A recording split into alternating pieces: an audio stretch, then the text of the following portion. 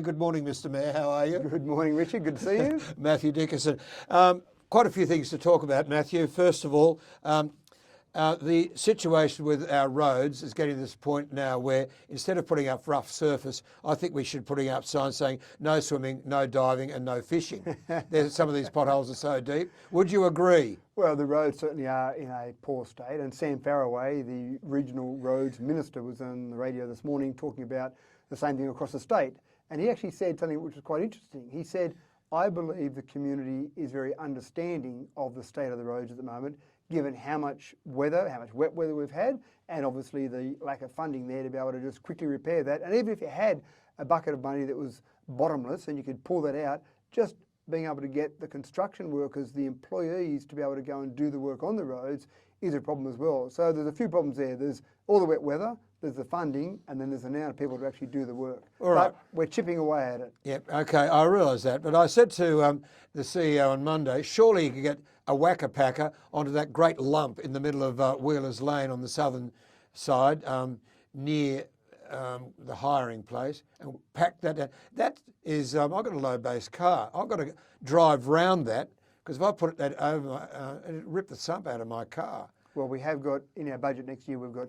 No, we need it done not next week, that well, one. I understand that, but we have got significant funds, about 3.7 million off the top of my head, to do some major work to Wheeler's Lane, because that is a major area that needs work done. So there are some areas like that, but there's lots of areas, Richard. There's lots of areas. We've got over 2,000 kilometres of roads now. Well, we've inherited that because we amalgamated. Correct. And we inherited that initially when we amalgamated with Talbragar. Yeah. You and I were in council then, and we almost had that fixed up and under control, and then we scored all the roads from Wellington. And over 1,300 kilometres of That's those right. roads are dirt roads, so they take a fair bit of maintenance as well. So it is a problem, there's no doubt about it, and we don't have a bottomless bucket of money. We've just got to try and work as best we can with the resources we've got available to us. Do you agree that we inherited Wellington and it has done nothing for the ratepayer of Dubbo? I won't make any comment on the amalgamation. Oh, come on. It's done and dusted. Come on. Well, it's no good. I mean, I was against the amalgamation back in 2016. Anne Jones, as Mayor of Wellington Shire, and myself as Mayor of Dubbo City Council, with the support of our councillors on each council, certainly fought against the amalgamation. On the 12th of May 2016, the state government made a decision. We can't reverse that. There's no point crying over spilt milk. My job is not to look back at the past and look at the amalgamation. My job is to look forward and see how we can make one Dubbo Regional Council area work as best as it possibly can going forward. So, all right. Speaking of the past, you looked at the past last Monday when you had former councillors. I think there were 20 of us there. Yeah, it was good. And it was a very good meeting. I've got to say that, and congratulations for putting it together. Thank you. But I stated that I was angry at the fact that the amalgamation and the council that emerged out of the amalgamation after the caretaker bit is a council that has done nothing for the regional council, and I'm quite angry about it because before amalgamation, we were one of the most respected councils, Dubbo City Council, one of the most respected councils in the state. We then amalgamated, we then got our first mayor and a CEO, and things went downhill. Yeah. So that's certainly been something that's been evident to me, that was the time we had two separate areas and we really needed strong leadership to bring those two areas together as one. That hasn't occurred. Didn't happen. That's right. And so the job that I see of this council now, the group of 10 councillors we have on council now, it's almost as if we're starting the ball rolling from today, which is why I don't want to make comment on the roads or the state of roads and the old Wellington, the old Dubbo City Council. That's all water under a bridge. Let's move forward. So our job is really to make sure we work together to bring one Dubbo Regional Council together in as many different ways as we possibly can. And that's, I suppose, my point is that really I feel like now the amalgamation work is starting now. It hasn't been going that successfully over the last few years. Things have gone not the way that the community would have liked them to have gone, but it's our job now to bring it all together, to bring both areas together as one. Well, I've got to agree with you. You've got to bring it all together. It's been a hodgepodge so far because it seems to me that little bits were done in Wellington, little bits were done in Dubbo, all over the place. There was no sort of forward plan at all. Yeah, and even harmonisation. One of the discussions we had at a workshop last night, for example, we looked at the amount that people pay for a season pass to go to the Wellington pool and the amount they pay for a season pass to the Dubbo pool, and they're different amounts, and you can't go into the Dubbo pool with a Wellington pass or the Wellington pool with a Dubbo pass. And so council has talked about it. Now, this hasn't all gone through council. This is really just workshop discussions. But we said, well, if we're one Dubbo Regional Council area, wouldn't it make more sense that we had a pass that got to Dubbo and Wellington pools? Why are we having two separate ones? So there are lots of things like that that we just haven't harmonised. Yeah. We haven't made consistent across Dubbo Regional Council. It still does feel like there's the old Wellington Shire and the old Dubbo City Council, and we've got to get that changed. Now, this new group of councillors has only been on council for 5 months, so we haven't had a lot of time to do things. I think in that 5 months we've done a great job in bringing the community together again, but we've got a long way to go to make sure that we are one Dubbo Regional Council, all singing from the same songbook. All right, I've got to congratulate you also that the community committees are back. And I noticed that the Australia Day Committee in Wellington's been, Mark Griggs said very plainly that we want it back. And the Australia Day Committee, I had a bit to do with that Wellington Australia Day Committee when it was Wellington Council, and it was very well run. Yeah, and it's back again, which is good. And you've got other committees, and you're asking for people to apply for those committees at the moment. Absolutely right, and people, please have a look at those so that people can be on those committees. I don't understand why the last council basically got rid of all the community committees. Back when you and I were on council, I think the community committee process was fantastic, where we got lots of people from the community who had expertise in one particular area, and they contributed their expertise to allow council to make better decisions. Those committees all seem to disappear.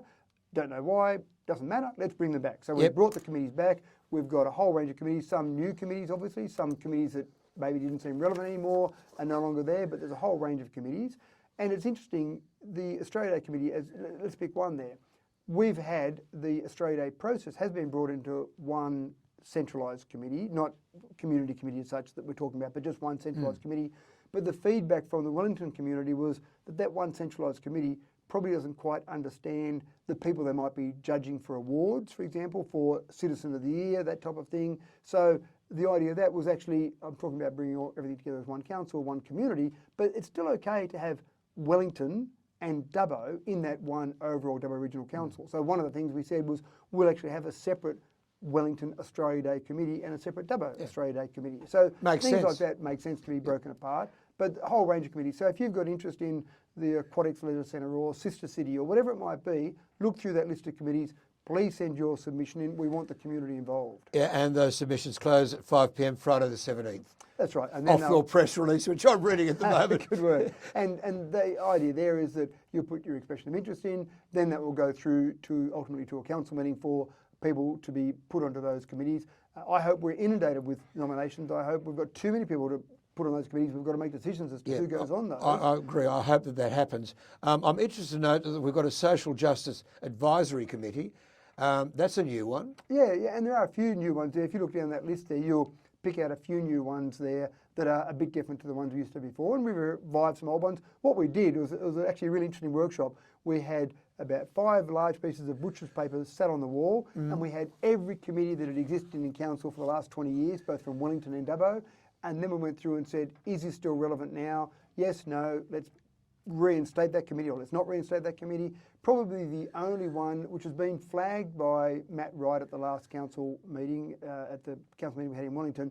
There's no economic development committee there, and there used to be an economic development committee, and maybe we didn't structure it quite correctly. So we talked about that and we didn't put it forward, but the Chamber of Commerce has said we definitely want an economic development committee of some description. So we'll look at that, and that hasn't been added there yet, but Matt Wright did flag at the last meeting that he wants to bring something forward to actually reinstate some form of economic development. And that was mentioned last Monday by a former councillor, John Walkham. Yes. And he is advocating, I thought, for the old Dubbo City Development Corporation to come back.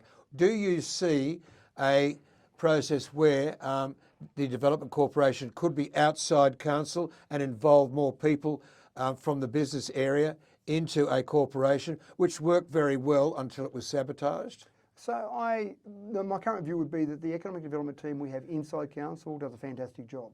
But do they really understand business, not having been in business themselves? Well, I think they have got a good understanding of business, but I think that's where How? Well, let me go back one step. I think the Economic Development Committee, I think that's where you get that buy-in from the community as well. And so no Economic Development Committee there at the moment. What I think, and this is where Matt Wright will bring it forward to the next council meeting, I'm supposing, but I think the idea there is that you get those different parts of the community involved, so different people from business, the Chamber of Commerce, some really great attractions we've got like the zoo, so have those different members.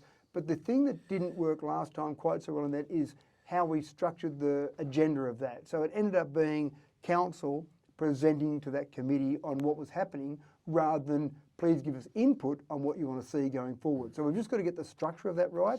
But then I think the economic development staff, with that feedback from that committee, I think that's where they can drive that forward. Yeah, but wouldn't you have the, Economic Development Committee? Yeah, fair enough. But the Chamber of Commerce being part of that, again, fair enough. But why wouldn't you have the Chambers of Commerce of both Wellington and Dubbo meeting separately with Council anyway, as they used to in the past? Well, the Dubbo Chamber of Commerce meets with me on a monthly basis. They're doing that now, are they? Already. That's Good. one of the things that I reinstated, where I wanted a monthly meeting with the Chamber of Commerce, and they're very fruitful meetings. What about Wellington? Yeah, that's kind of not really operational at the moment. So I actually did make a request to see what we can do with Wellington Chamber of Commerce, but unfortunately they're not really operating. There's no president, there's no executive, there's not really membership of that at the moment. So that's something that I've actually talked to the Dubbo Chamber of Commerce and said, if there's any way that you can help out, make the Wellington Chamber of Commerce be revived, that'd be fantastic. But with everything, you're relying on volunteers, you're relying on people to make these things happen, and people are very busy with their lives at the moment. So I'm not being critical of Wellington not having a Chamber of Commerce, it's just a fact at the moment. Okay, 9:25, talking with Mayor Matthew Dickerson. Matthew, a Christmas party was an institution with council thanking members of the community. It was knocked on the head by the former mayor, Shields. And I thought it was a great idea that it brought people together and it showed another side of council. Do you think you could institute something like that again? Personally, absolutely yes. I'm not all powerful on No, council. I understand that. I rely on 10 councillors to make decisions.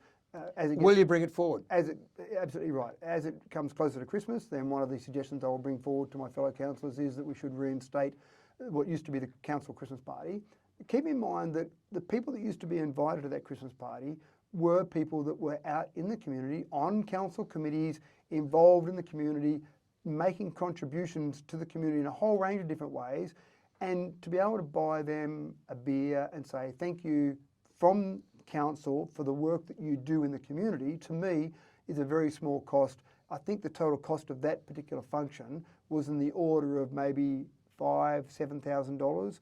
Now, that's still $5,000 or $7,000, but the contribution, back when Mark Riley was General Manager, I actually did say to him at one stage, Mark, have we ever calculated what our volunteers contribute if we had to pay them? And he said, Matthew, you don't want to know that cost, it was huge. But we did do the calculation. We actually went through and as an exercise, we did the calculation. We worked out that the cost that they saved the community was about the equivalent of a 2% rate rise. We came up with a figure of about $600,000. If we had to pay minimum base wage to all the volunteers, all the work they did in the community, just on council committees, that's not talking about the rugby club or cricket volunteers, that was just on council committees, it would be the equivalent of, let's say, $500,000 or $600,000. So to spend $5,000 or $7,000 and say, thank you for your work in the last year, Mr. and Mrs. Volunteer, and here's a beer to say thank you, or a soft drink if you want, you don't have to drink alcohol, then as a small function, it used to go for a couple of hours. There's a great chance for the mingling with councillors, volunteers, and some of those senior council staff. To me, that's a small price to pay. Couldn't agree with you more. And it's that goodwill, and it's so important in a community like Dubbo, like Wellington, in the Dubbo Regional Council community, just to have that exchange of goodwill. So yes, my intention will be to bring it back. I'll need the support of my fellow councillors to do that. 9:27. Last question, because we're running out of time.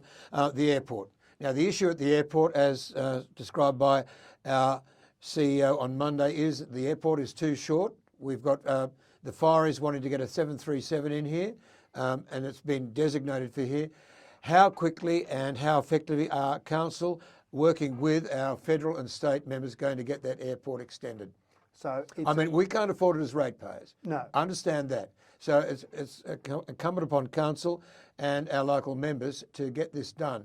Are council working towards that at the moment? So yes is the answer. We've been lobbying both state and federal. The quantum that we're talking about is somewhere in the vicinity of $90 million. Understand. 90 million. So, and there's a couple of issues there. One, you might be aware that each year we have the Rural Fire Service has a plane that's parked at the airport, right. and that comes from Canada, and that's a plane that is filled with fire retardant. And when there's fires on, they go out there and drop that fire retardant. Dubbo's a great place to have that because it's central, and they come in, land, fill up with fire retardant, fill up with fuel, off they go again, and that works fantastically during bushfires. They've been here for the last 5 years. The Rural Fire Service in New South Wales is trying to buy, or they bought their own planes. That's right. Unfortunately, Which can't land at our that's airport. right. They've bought 737s, Yeah. and the plane that's been used so far has not been a 737, it's been a smaller plane that's able to land and take off on our current airport. 737s can't. Putting forward a pitch to say, to support the Rural Fire Service, $90 million is a tough pitch because it's a lot of money to be able to support our firefighting, but it would be absolutely fantastic if we could get that money, because once we've got that, then that opens up the airport to other airlines to be able to land larger aircraft. Such as Bonza. Now, having said all that, we've had discussions with other airlines, and they've often said the likely scenario is that they will only fly smaller planes. Just on our population base, it's more effective to fly smaller planes. And even Alan Joyce, when he came out to Dubbo a couple of years ago, I remember talking to Alan about it, and he said Qantas and Qantas Link doesn't believe that flying larger jets into Dubbo is the most effective way to service the route.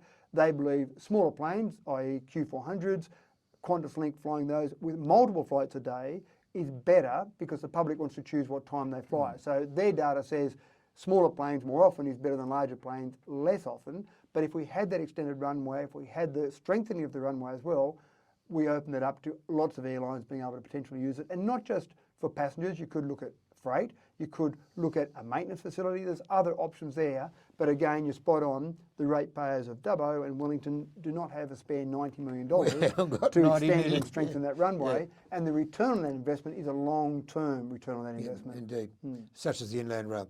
Matthew, good talking with you. It's 9:30. Thanks very much for your time. My pleasure. And keep on batting. I was going to talk to you about trees. I was going to talk to you about other things, but we'll leave that for next time. Sure thing. Okay, Matthew Dickerson, our Mayor. It's coming up to 29 to 10, DCFM 88.9.